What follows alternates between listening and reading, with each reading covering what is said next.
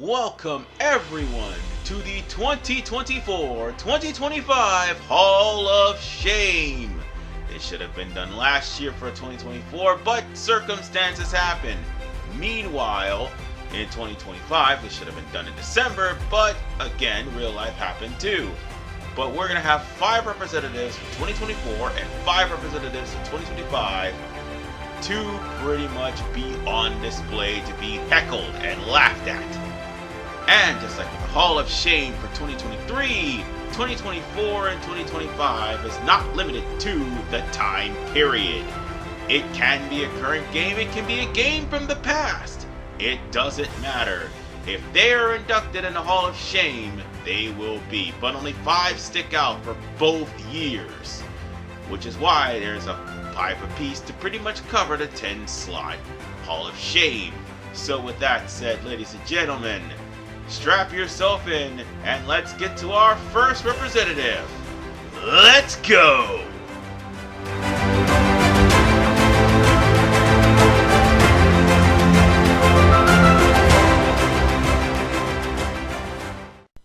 Did I say 1 representative?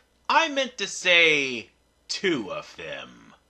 Hell, I don't even have to show gameplay footage, as both share the same similar way they were made. By taxpayer money. The worst microtransaction imaginable. By federal government, no less. And because of that, Dustborn and Cat Park get the rating of con. So let this be a lesson to the government. Keep your indoctrination and your bullshit out of our games. Thank you and good day.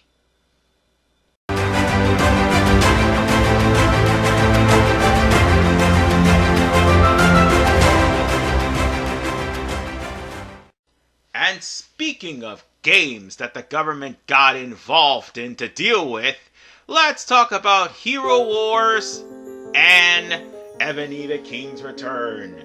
2 inductees that everybody knows all too well because their ads pop up on their video for no freaking reason whatsoever. And that's because YouTube let both of these games get away with, well, just about anything, from sexy women to murder to fart sniffing. Yes, fart sniffing. That was a thing in this game. And ironically, none of that shit happens in the game. In fact, all of the ads you see, does not happen in the game. And it was a thing like that until the EU of all governments got involved and forced them to actually put the things that were advertised in the game, save for the fart sniffing. Well, at least Hero Wars complied. However, in Ebony's case, that's a different story. Ebony had nothing but boring gameplay and boring traps, which had all these stupid key puzzles that was easy to solve, but unfortunately you can't even play the game, and when the government got involved, they had to restructure it to be a line shooter. Oh boy. The fact of the matter is, these ads plague not only YouTubers, but little children, which both of these games target because of course they have access to their parents' credit cards. These games literally cheat the system over and over and over again. It's safe to say, ladies and gentlemen, Ebony the King's Return and Hero Wars both deserve the Con Award. And for the love of God, get your annoying ads off of my frickin' channel. That's all I got to say about that.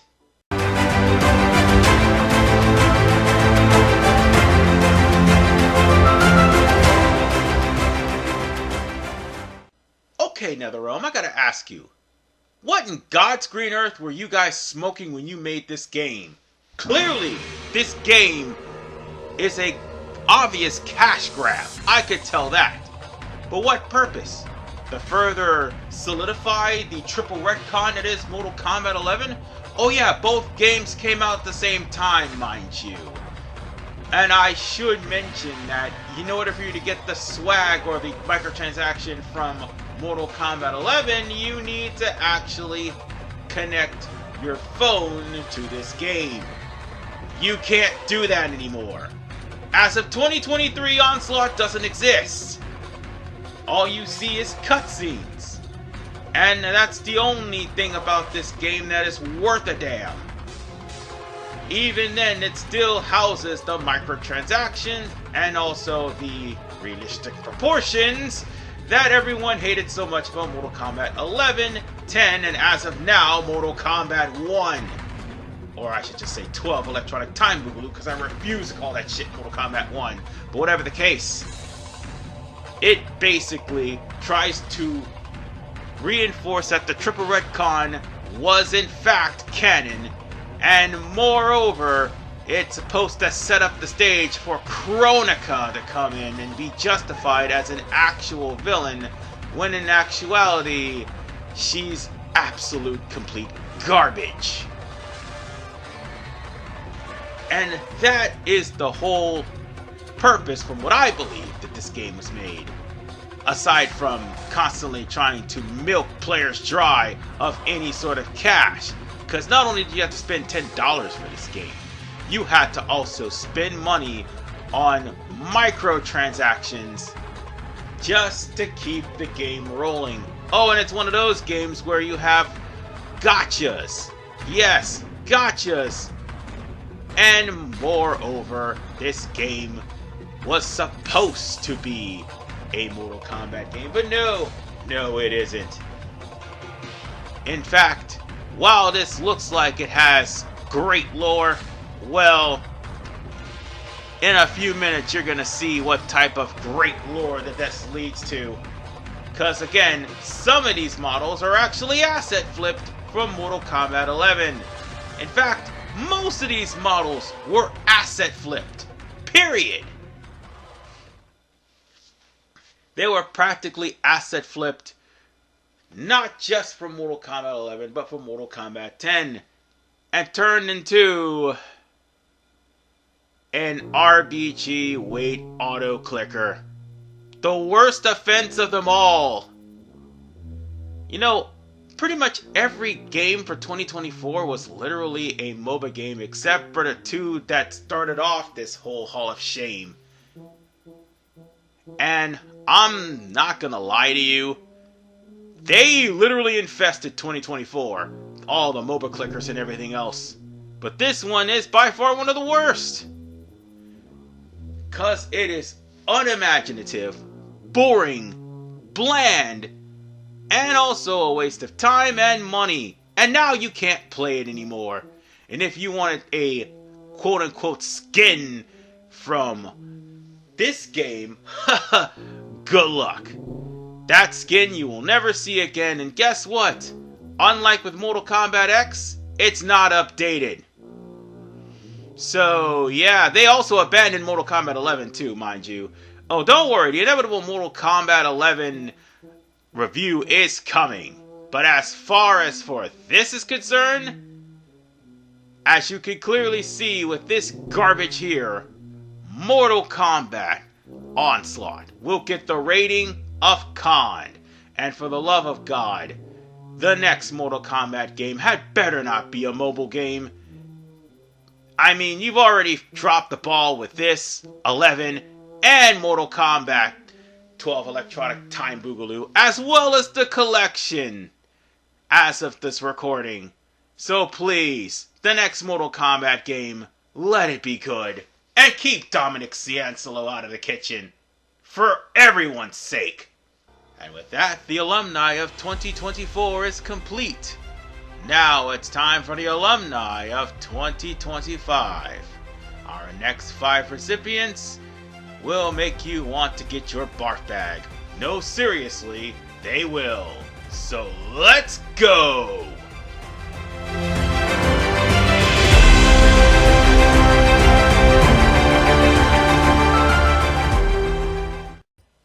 Are you joking? This is supposed to be the Overwatch killer. This game right here with literally the most participation award looking characters I have ever seen. And I thought realistic proportions was bad. Dear God, this is worse!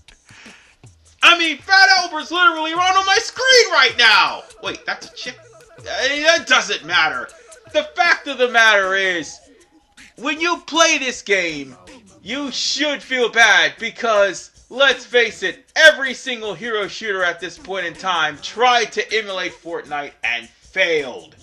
This is no different, and it only lasted for 2 weeks. Oh, that's just hilariously bad. And this is supposed to kill Overwatch. The only thing it killed was itself. Well, at least the only award it's gonna get is the Cond Award. Well, to be fair in Concord's defense, Activision can literally do bad all by itself. Foreshadowing in a few minutes.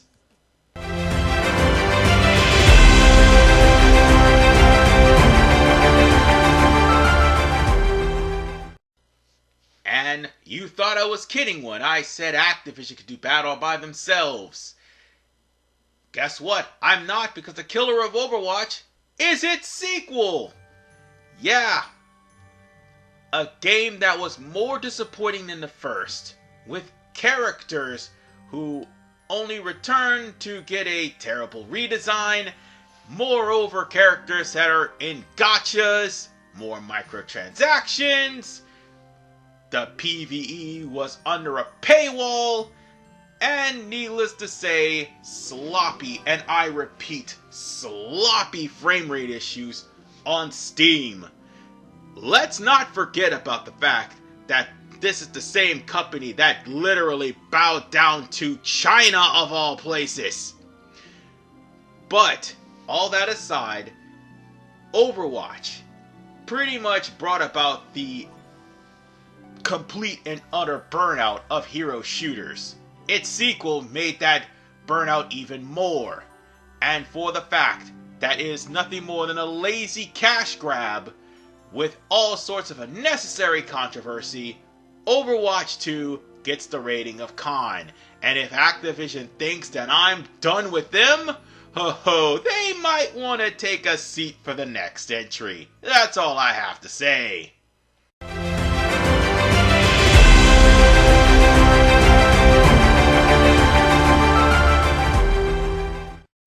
Ah yes, Activision, we're gonna keep you in the room, and there's a good reason why. You're gonna have to explain to the audience the franchise killer of Call of Duty Ghost.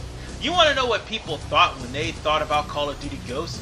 Maybe Black Ops 2 will finally finish because they left us with a cliffhanger. They left us with something that could have been touched upon, but no. What we got is the most disappointing game, or not just disappointing, just an outright terrible game. The hackers had a field day with it. The fans despised it because it's not Black Ops 3. Moreover, this is just the story of 2 generic dudes, slow motion combat, and combat mechanics that were in other games done better. Hell, most of this was literally done better with Battlefield Hardline. No, seriously. And what's worse, they have the audacity of having a generic cliffhanger, which has never been touched upon again because Black Ops 3 exists. Everything went downhill the moment Ghost came along, and it shows. And for this franchise dying and being exposed thanks to Ghost, Call of Duty Ghost gets the rating of Con. And let's be honest, it was dead on Call of Duty 1.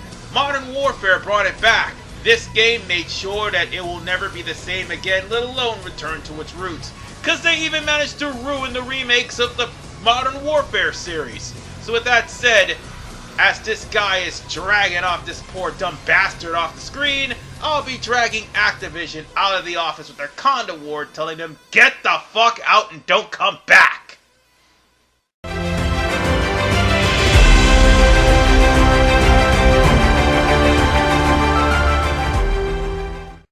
Well, I did said any game from any game period that was terrible could make the list.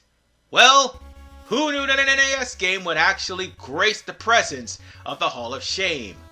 I did, and I know there's going to be some people thinking, oh, you're just some zoomer that doesn't know. Oh no, I grew up with this game, and let me assure you, the agony of actually finally beating this game with every peripheral breaking because of how fragile they are, not because of gameplay, but because of the fact that the publisher and the retail store, let's just be honest with you, I had no love for this game at all. And on top of the fact there's a shameless cash grab from one of my favorite movies in the late 80s. Needless to say, ladies and gentlemen, you can't replicate the heart-wrenching tale of a movie on a 2D game and expect to get success. It doesn't work like that. And Platoon is the biggest reason why it's a failure. And for all the troubles it cost me in the past, Platoon gets the rating of Con. And needless to say, it's the first NES game to get one. Unfortunately, it's not the last. I can assure you that.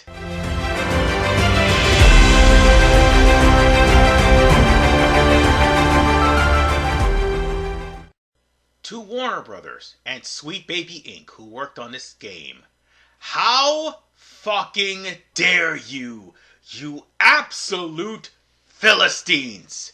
It's bad enough this game took a shit on many of my favorite DC heroes, but what's worse, this is the last game Kevin Conroy voiced, and this is what you do to Batman! You literally took a shit on Kevin Conroy's grave! You absolute degenerates! How fucking dare you! And on top of the fact this game's another live service hero shooter. In all honesty, this game should have never exist.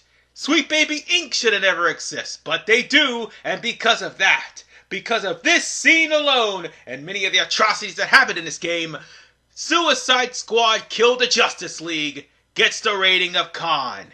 Fuck you, Warner Brothers, and fuck Sweet Baby Inc. for ruining my favorite heroes. Piss off!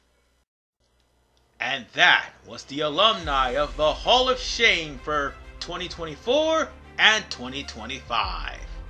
Hopefully I can actually make a full Hall of Shame this time around without any problems. But with that said, ladies and gentlemen, this is our alumni. Laugh at them, mock them, shit on them what they will, because they have no right to exist in the gaming community, let alone as a game. This is RP Man 985. Thank you all for watching, and I'll see you all in the inevitable Hall of Fame.